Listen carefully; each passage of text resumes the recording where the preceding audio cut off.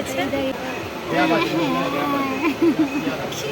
কি বক্তব্য আছে বল? ভাই যাচ্ছি শুনছে তার মজা হচ্ছে না।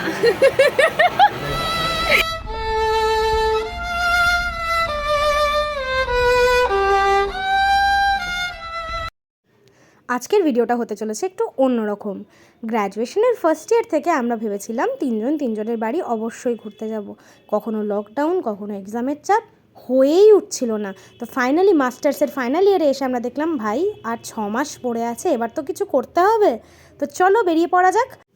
তো প্রথমে অনুসুয়ার বাড়ি, দেন সৃজার বাড়ি হয়ে এখন আমরা রওনা দিচ্ছি হাওড়া থেকে রামপুরহাটের উদ্দেশ্যে, মানে আমার বাড়ির উদ্দেশ্যে।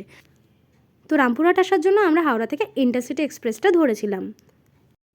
তো ট্রেনে উঠেই আমরা প্রচুর খাওয়া দাওয়া শুরু করে দিয়েছিলাম। বিহারি পকোড়া খেয়েছিস? খেয়ে দেখ।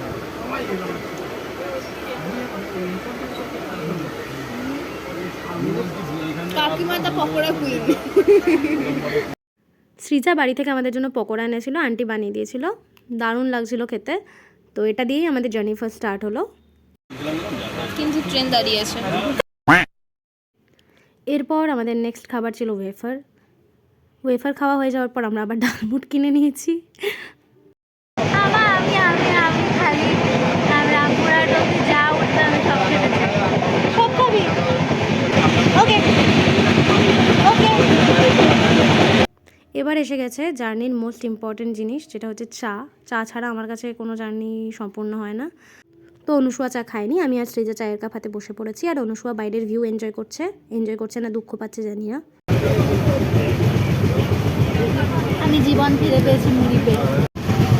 মুড়ি আধা শেষ হয়ে যাওয়ার পর ফাইনালি ছোলা কাকুর পরে আমি মুড়িতে। ছোলা কাকু মন ভেঙে দিয়েছে। কি? ছোলা কাকু মন ভেঙে দিয়েছে, ছোলা নিয়ে চলে গেছে। छन से जो टूटे कोई सपना, जग सुना सुना लागे, जग सुना सुना ব্লগের প্রাণ কে তুমি? আমি মনে করাচ্ছি না তোর একটা খাবারের ভিডিও দেবো। शाबाश बेटा, बहुत बढ़िया मुन्ना। হয়েছে? ওকে। এখন আমাদের ঝালমুড়ি শেষ হয়নি, একজন ঝালমুড়ি খাচ্ছে, একজন লেস খাচ্ছে, আমি দুটোই খাচ্ছি। এত কিছু ফাস্ট ফুড খাওয়ার পর ওর মনে পড়েছে যে ও জিম করে আর ওর হেলদি কিছু খাওয়া উচিত, তাই ও এত ফাস্ট ফুডের পরে তার সাথে এসব খাচ্ছে। अच्छा এসব হাসি মজা করতে করতে আমরা বর্ধমান স্টেশন চলে এলাম। আর বর্ধমান স্টেশন এসে তারপরে আমরা এই নাচোটা, তারপরে খেয়েছিলাম একটা চকলেট পাই, এই ডার্ক ফ্যান্টাসির একটা নতুন, তারপরে কুরকুরে। বীরভূম মানেই যে বাউল গান সেটা আমরা সবাই জানি। বোলপুরের পর থেকে অনেক বাউল শিল্পী ট্রেনে ওঠেন এবং আমাদের মনোরঞ্জন করেন।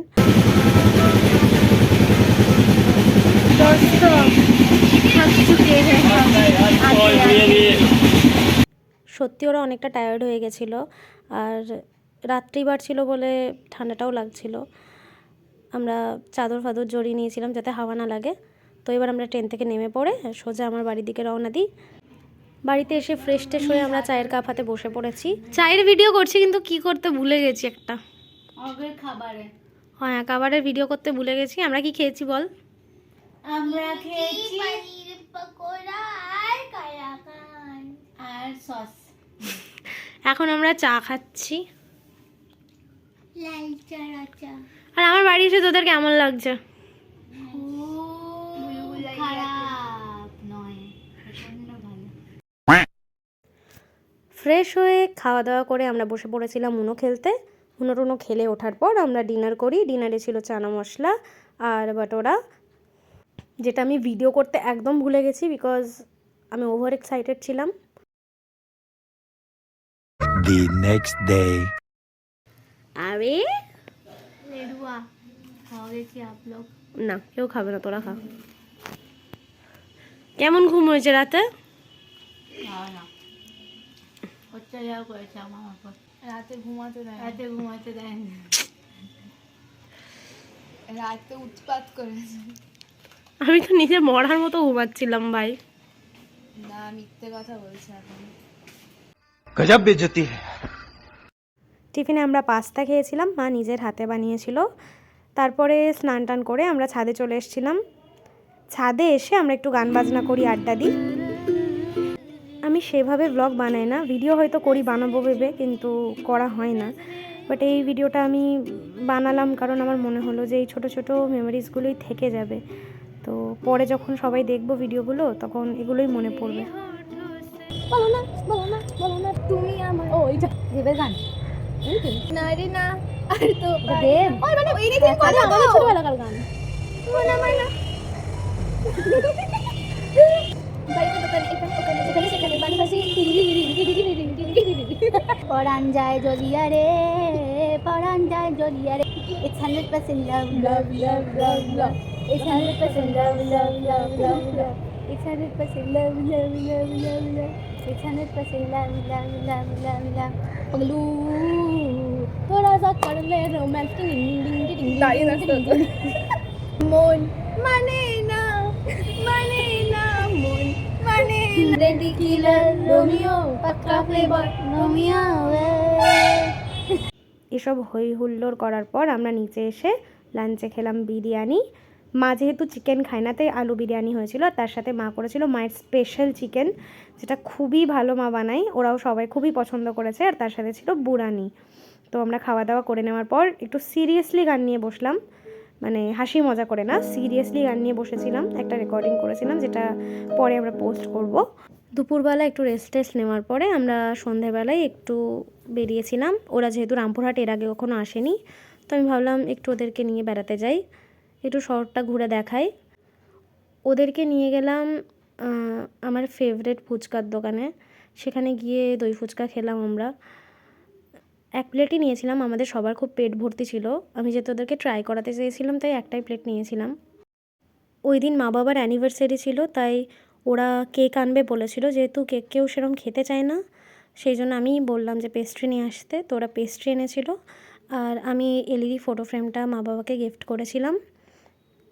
পরের দিন একদম সকালেই ওদের হাওড়া যাওয়ার ট্রেন ছিল, তাই সেদিনকে মা রাত্রেবেলায় হালকা খাবার করেছিল, ডাল ভাত আলু সেদ্ধ, মাছ ভাজা, পটল ভাজা, বেগুন ভাজা। রামপুরহাটে খেতে দে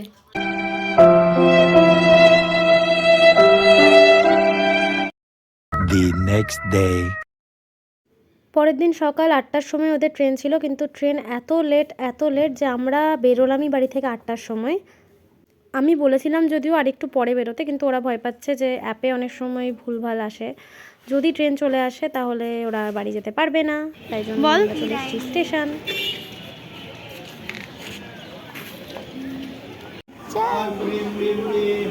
বাবা তুমি পাক করেছো হ্যাঁ এই যে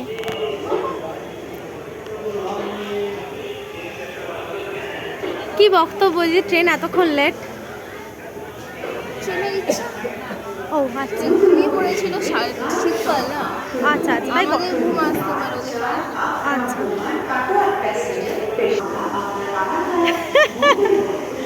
ঘড়ি এত বোর হয়ে গিয়েছে যে দুটো ঘড়ি আলাদা আলাদা টাইম দিচ্ছে।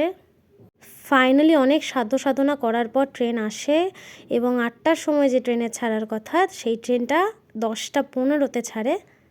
রিজার্ভেশন করা ছিল, ওরা ঠিকমতো বসতে পেয়েছিল, এবং ভিডিওতে আর ওদেরকে নেওয়া হয়নি। খুব তাড়াতাড়ি আমাকেও ফিরতে হবে ইউনিভার্সিটির জন্য, ততদিন আমি বাবা মার কাছে একটু আদর খাই। আজকের মতো টাটা।